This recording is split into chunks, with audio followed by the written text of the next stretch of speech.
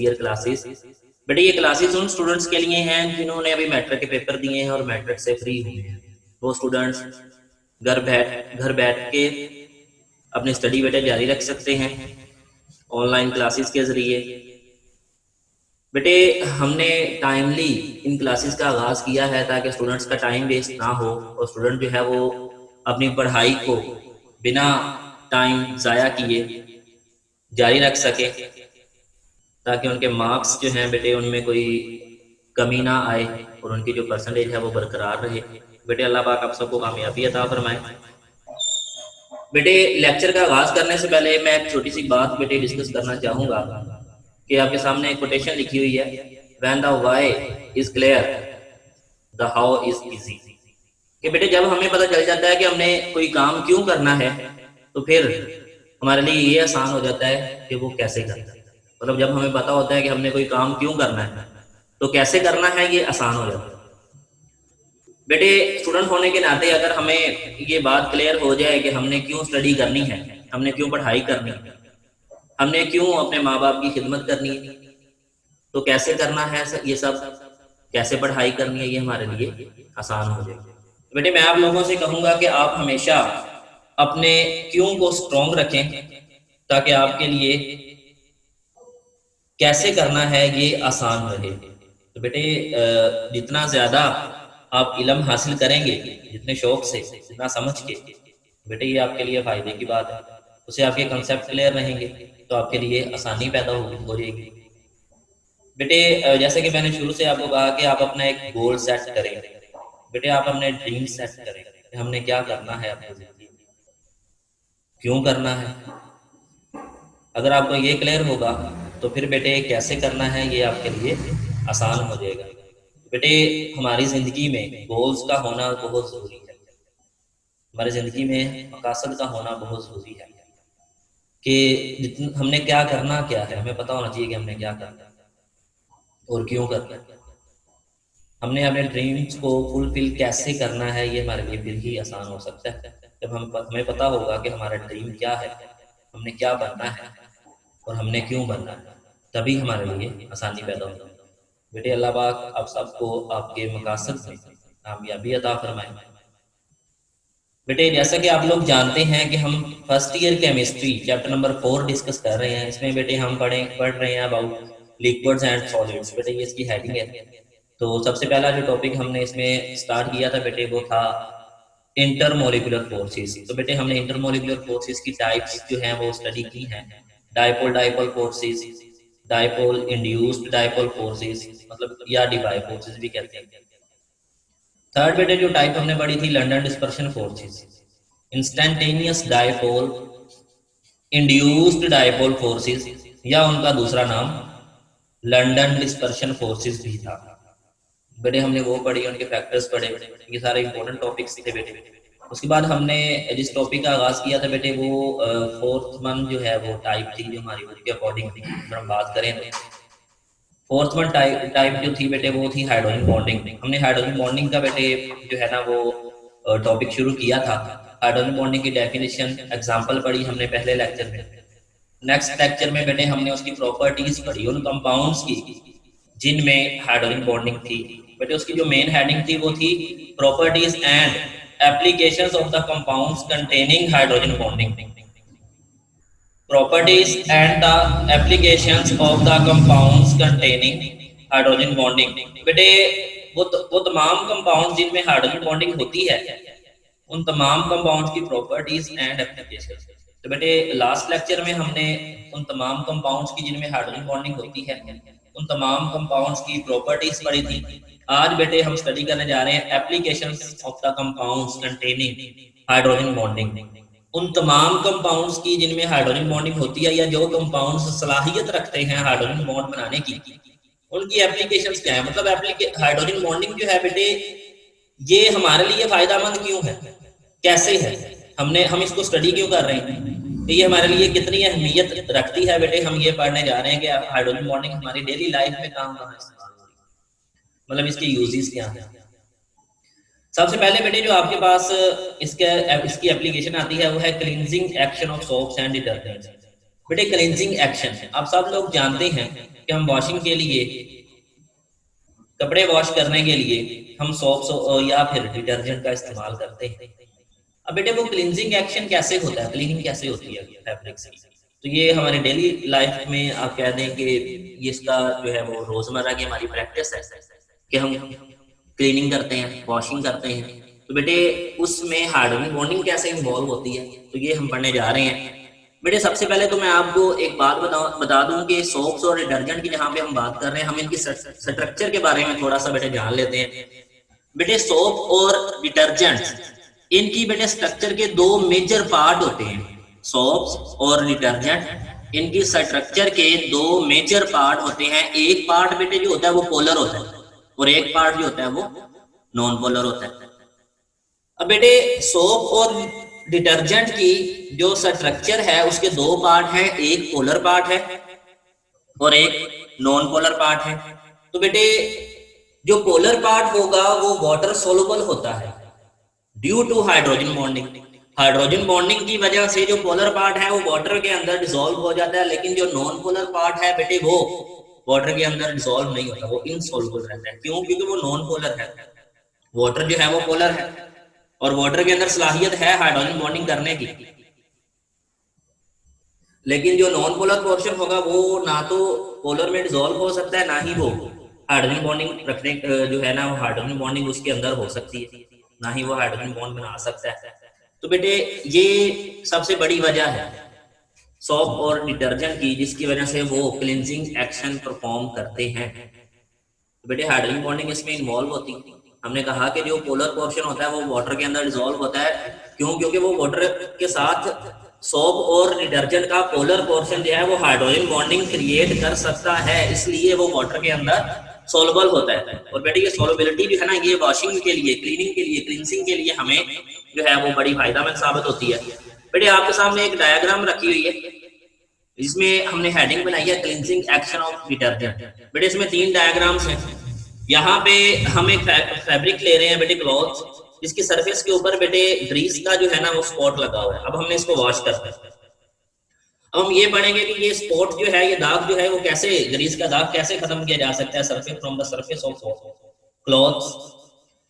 तो बेटे ये हमारे पास जो यहाँ पे हमने इस डायग्राम में डिफरेंट कलर शो किए हुए हैं, उसमें जो स्काई ब्लू कलर है बेटे वो ये that is for the water, ये वाटर को रिप्रेजेंट कर रहा है। जब हम उस फाइबर को, फैब्रिक्स को, कपड़ों को जिनको हमने वॉश करना है, हम जब हम उनको वाटर के अंदर भिगो देते हैं फिर उसमें डिटर्जेंट डाल देते हैं, तो क्या होता है कि जो बेटे डिटर्जेंट होते हैं वो सबसे पहले तो आयोनाइज हो जाते हैं, मतलब उसके दोनों पोर्शन अलग अलग हो जाते हैं, एक पोलर और एक नॉन पोलर। अब बेटे उसमें जो सोडियम आयंस और पोटेशियम आयंस होते हैं वो तो वाटर में डिसॉल्व हो जाते हैं, क्योंकि वो अपने आयंस में जो है ना वो डिसोसिएट हो जाता है, और जो डिटर्जेंट के आयन है वो सेपरेट हो जाते हैं। अब बेटे जो ग्रीस है डेफिनेटली ये नॉन पोलर है, तो बेटे इसके साथ डिटर्जेंट का वो पोर्शन या वो पार्ट जो नॉन पोलर होगा वो इसके साथ बॉन्डिंग क्रिएट करेगा। तो यहाँ पे हम लोग देख रहे हैं कि ग्रीस के पार्टिकल जो स्पॉट था फाइबर के ऊपर, फैब्रिक्स के ऊपर जो स्पॉट था ग्रीस का, वो नॉन पोलर होने की वजह से डिटर्जेंट के नॉन पोलर पोर्शन ने उसके साथ बाइंडिंग क्रिएट कर ली, और जो वाटर के अंदर हमें मॉलिक्यूल नजर आ रहे हैं बेटे वो हमारे पास वो पोलर पार्ट है डिटर्जेंट का जो वाटर सोलबल है, वो वाटर में डिसॉल्व हो जाएगा। जो नॉन पोलर पार्ट था वो ग्रीस के साथ बाइंडिंग कर लेगा। बेटे इसके नीचे हमने 2 लफ्ज लिखे हुए हैं, एक है हाइड्रोफिलिक रीजन। ये हाइड्रोफिलिक रीजन जो है बेटे ये वाटर में डिसॉल्व हो जाएगा।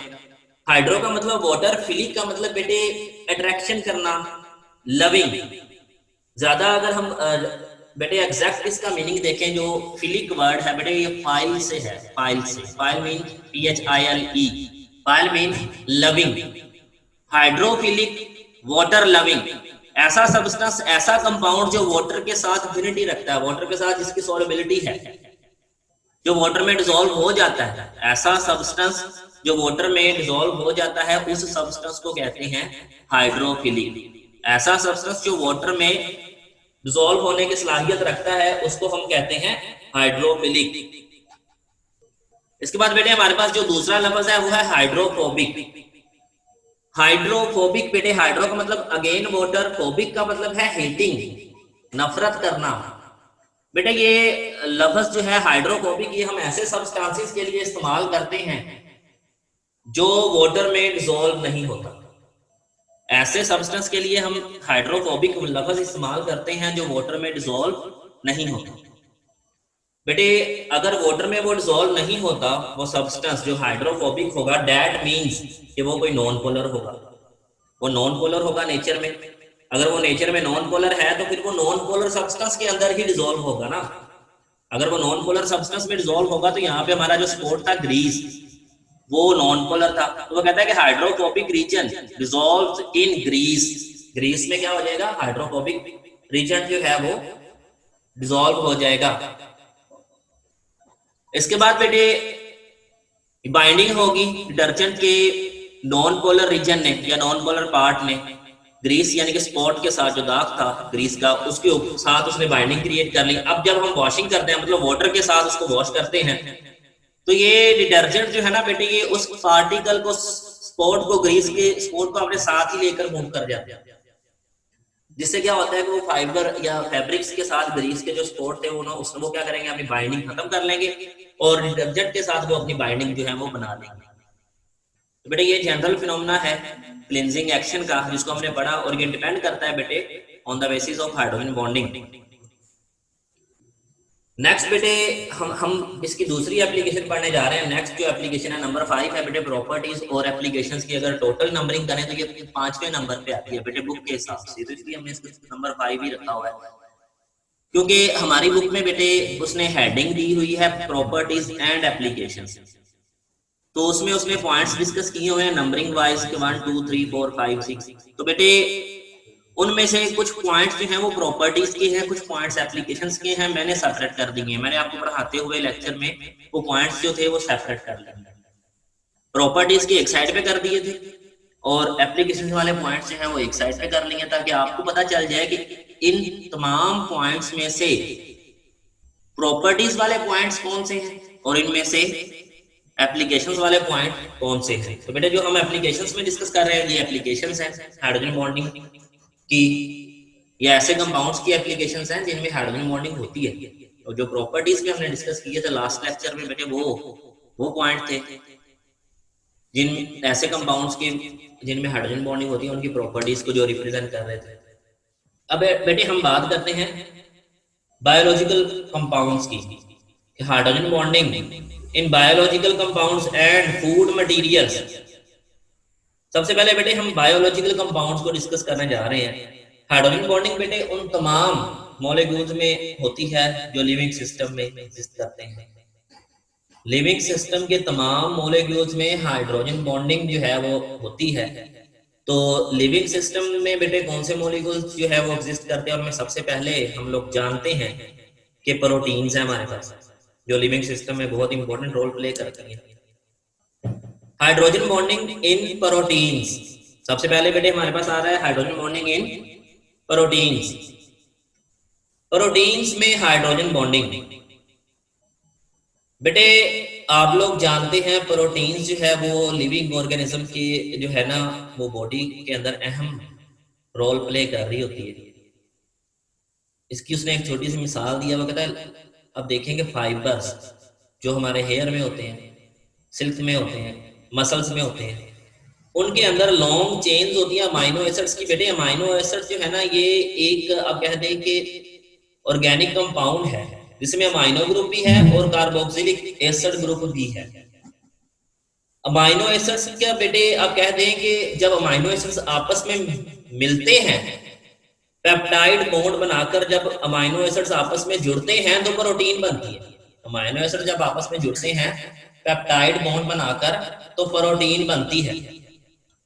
अब बेटे अमाइनो एसिड की स्ट्रक्चर की अगर हम बात करें तो बेटे अमाइनो एसिड्स के अंदर दो फंक्शनल ग्रुप एग्जिस्ट कर रहे होते हैं, एक होता है अमाइनो ग्रुप और एक होता है कार्बोक्सिल ग्रुप। कार्बोक्सिल ग्रुप बेटे जो है ना ये फंक्शनल ग्रुप बेटे आपने 10th क्लास की केमिस्ट्री में, ऑर्गेनिक केमिस्ट्री में फंक्शनल ग्रुप वाली टॉपिक में आपने पढ़े होंगे, आपने वहां पे अमाइनो एसिड्स भी पढ़े होंगे। तो अमाइनो एसिड्स में जो होता है बेटे उसमें अमाइनो ग्रुप भी होता है NH2 अमाइनो ग्रुप को कहते हैं, और उसमें कार्बोक्सिल ग्रुप भी होता है COOH। तो बेटे दोनों जो है ना ये फंक्शनल ग्रुप जो है वो अमाइनो एसिड के अंदर होते हैं। अब जब अमाइनो एसिड आपस में पेप्टाइड बॉन्ड बनाते हैं तो बेटे COOH जो कार्बोक्सिल ग्रुप है उसका OH और NH2 अमाइनो ग्रुप का H आपस में मिलकर वाटर मॉलिक्यूल बनता है, वो रिलीज हो जाता है और कार्बन और नाइट्रोजन के दरमियान में बॉन्ड बन जाता है जिसको हम कहते हैं पेप्टाइड बॉन्ड। अमाइनो एसिड इसी तरह पेप्टाइड बॉन्ड के जरिए एक दूसरे के साथ जुड़ते हैं और लॉन्ग चेन्स बना देते हैं। जब अमाइनो एसिड लॉन्ग चेन्स में एक दूसरे के साथ काफी ज्यादा तादाद में जुड़ेंगे तो बेटे हमारे पास प्रोटीन्स के मॉलिक्यूल बनना शुरू हो जाते हैं। अब वो कहता है कि अमाइनो एसिड की जो लॉन्ग चेन है बेटे ये आपस में क्वाइलिंग की फॉर्म में होती है, मतलब क्वाइल कर लेती हैं, क्वाइल करती हैं जब आपस में एक दूसरे के साथ, तो ये स्पाइरल बनाती हैं और हर स्पाइरल को हम कहते हैं हेलिक्स। ये जो लॉन्ग चेन्स हैं अमाइनो एसिड्स की, ये जब आपस में क्वाइलिंग करती हैं तो बेटे ये स्पाइरल बनाती हैं और हर स्पाइरल को हम कहते हैं हेलिक्स। बेटे ये हेलिक्स जो है ये दो तरह का हो सकता है, राइट हैंडेड और लेफ्ट हैंडेड। आपकी बुक में जैसे हमने एक अमाइनो एसिड्स की क्वाइलिंग जाहिर की हुई है बेटे, ये हेलिक्स है जो कि राइट हैंडेड है। ये जो हेलिक्स बेटे आपकी बुक में आपको दिखाया जा रहा है ये राइट हैंडेड है और जो आपकी बुक में बना हुआ है बेटे वो भी राइट हैंडेड हेलिक्स ही है। अब बेटे इसमें हाइड्रोजन बॉन्डिंग कैसे होती है? इसमें बेटे दो ग्रुप हमें नजर आते हैं, एक है NH ग्रुप और एक है कार्बन डबल बॉन्ड ऑक्सीजन का ग्रुप। NH ग्रुप हमें हर जगह पे नजर आ रहे हैं, यहाँ पे हर टर्म में बेटे मौजूद हैं और कार्बन डबल बॉन्ड ऑक्सीजन वाले ग्रुप्स हमें यहाँ पे नजर आ रहे हैं। तो बेटे जब कार्बन डबल बॉन्ड ऑक्सीजन के साथ बनाती है तो इस बॉन्ड के अंदर बहुत ज्यादा पोलैरिटी होती है। क्यों? क्योंकि कार्बन ने 2 इलेक्ट्रॉन शेयर किए हैं ऑक्सीजन के 2 इलेक्ट्रॉन के साथ। ऑक्सीजन क्योंकि ज्यादा इलेक्ट्रोनेगेटिव है तो ये उन दोनों शेयर्ड पेयर ऑफ इलेक्ट्रॉन्स को अपनी तरफ पुल कर लेगी, मतलब अपनी तरफ खींच लेगी। तो कार्बन जो है वो इलेक्ट्रॉन डेफिशिएंट हो जाएगी, कार्बन के ऊपर पार्शियल पॉजिटिव चार्ज आ जाएगा और ऑक्सीजन के ऊपर पार्शियल नेगेटिव चार्ज आ जाएगा। अब बेटे हाइड्रोजन अगर NH की बात करें तो इसमें हाइड्रोजन अटैच होता है नाइट्रोजन के साथ। नाइट्रोजन बेटे हम लोग जानते हैं कि दुनिया के 3 जो मोस्ट इलेक्ट्रोनेगेटिव एटम थे उनमें से एक है। तो हमने यही बात की थी कि जब हाइड्रोजन एटम अटैच होगा नाइट्रोजन के साथ, ऑक्सीजन के साथ या फ्लोरीन के साथ, तो उसके अंदर सलाहियत होती है कि वो हाइड्रोजन बॉन्डिंग कर सकता है। तो अब नाइट्रोजन के साथ अटैच है तो वो हाइड्रोजन बॉन्डिंग कर सकता है। और कार्बन डबल बॉन्ड ऑक्सीजन बेटे जो है इसमें जो ऑक्सीजन है वो that is the most electronegative atom और उसके ऊपर चार्ज डेंसिटी भी ज्यादा होगी, तो वो इस दूसरे टर्म के अंदर मौजूद जो नाइट्रोजन के साथ अटैच होगी हाइड्रोजन, ये उसको अपनी तरफ अट्रैक्ट करेगा। जैसे कि अट्रैक्शन यहाँ पे डॉटेड लाइन से हमने जाहिर की हुई है। बट इस अट्रैक्शन को हम कहते हैं जो ऑक्सीजन के और अमाइनो ग्रुप के हाइड्रोजन के दरमियान में हो रही है, इस अट्रैक्शन को हम कहते हैं हाइड्रोजन बॉन्डिंग। ये जो डॉटेड लाइन है बेटे यहाँ पे भी हमने हर टर्न के अंदर ये जो है ना वो होती है हाइड्रोजन बॉन्डिंग और इसको हमने हर टर्न में दिखाया भी हुआ है। जैसे ये हाइड्रोजन बॉन्ड है, इस तरह यहाँ पे कार्बन डबल बॉन्ड ऑक्सीजन के और NH के हाइड्रोजन के दरमियान में जो बॉन्ड बन रहा है ये भी हाइड्रोजन बॉन्ड है।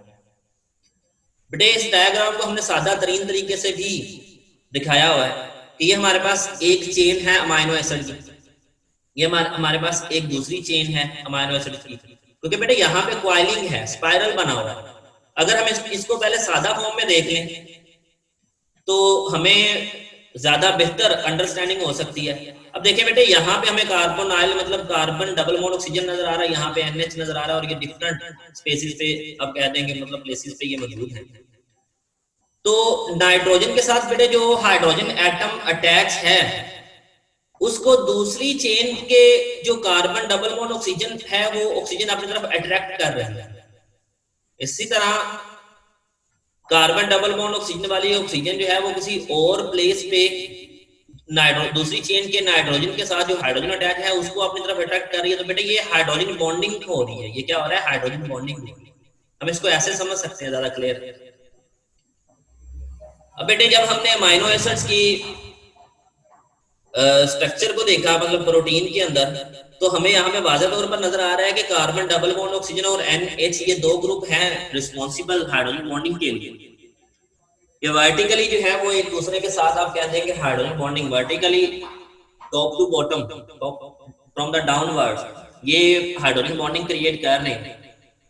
बेटे ये जो हाइड्रोजन बॉन्डिंग है बेटे इसकी हमने एक्सरे एनालिसिस की है। एक्सरे इस्तेमाल करवा के हमने तज्जिया किया है। स्ट्रक्चर एक्सरे बेटे एनालिसिस इस्तेमाल की जाती है किसी भी सब्सटेंस की स्ट्रक्चर को फाइंड करने के लिए।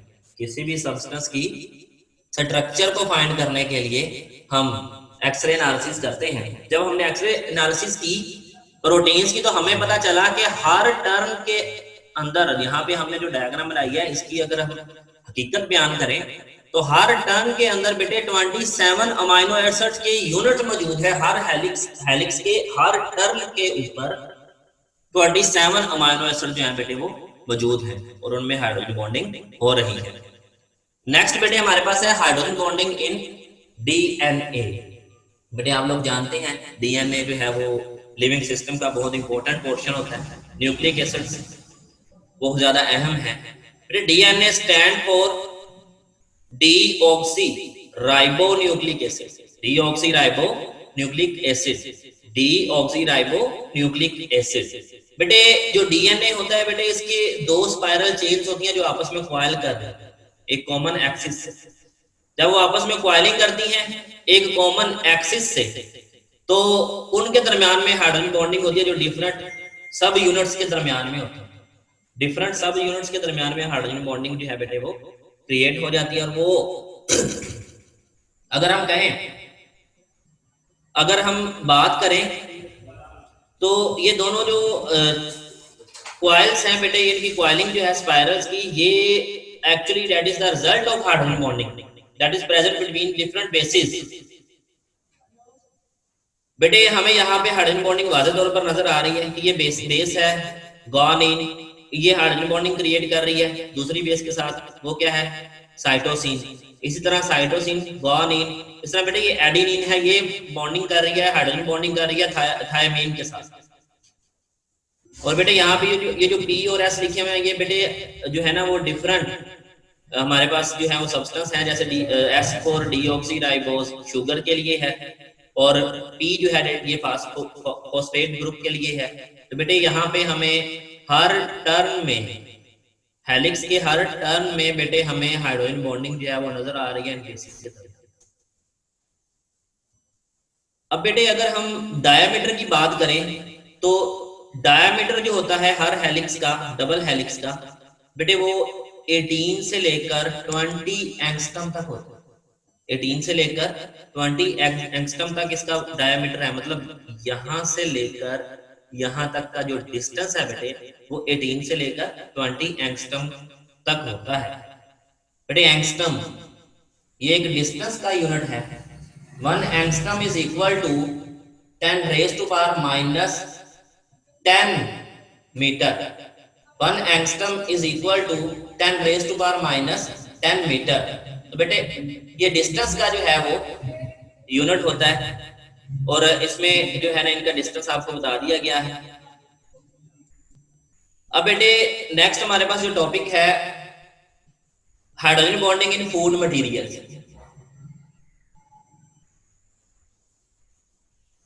हाइड्रोजन बॉन्डिंग इन फूड मटेरियल्स। बेटे फूड मटेरियल्स में हमारी डाइट में बेटे सबसे जो मेजर पोर्शन होता है बेटे वो कार्बोहाइड्रेट्स का होता है।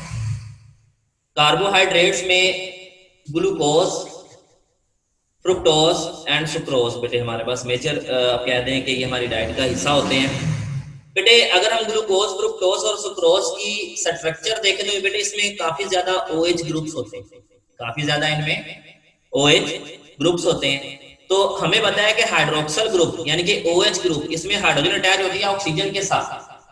हाइड्रोजन अटैच है बेटे ऑक्सीजन के साथ। तो जब हाइड्रोजन ऑक्सीजन के साथ यानी कि द मोस्ट इलेक्ट्रोनेगेटिव एटम के साथ अटैच है तो बेटे वो रिस्पांसिबल हो सकती है हाइड्रोजन बॉन्डिंग करने के लिए, और वो होती है, हाइड्रोजन बॉन्डिंग क्रिएट होती है। तो ग्लूकोज, फ्रुक्टोज और सुक्रोज के मॉलिक्यूल्स में बेटे हाइड्रोजन बॉन्डिंग होती है। बेटे लास्ट एप्लीकेशन हमारे पास है hydrogen bonding in paints, dyes and textile material.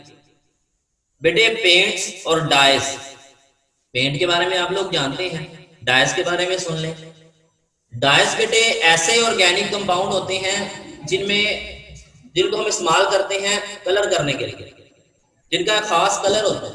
वो जब हम उनको किसी सब्सटेंस के ऊपर अप्लाई करते हैं तो वो उसको कोई कलर प्रोवाइड करते हैं। क्यों? क्योंकि ये वो ऑर्गेनिक कंपाउंड होते हैं बेटे जिनके ऊपर कोई स्पेसिफिक ग्रुप लगे होते हैं जिनको हम क्रोमोफोर कहते हैं।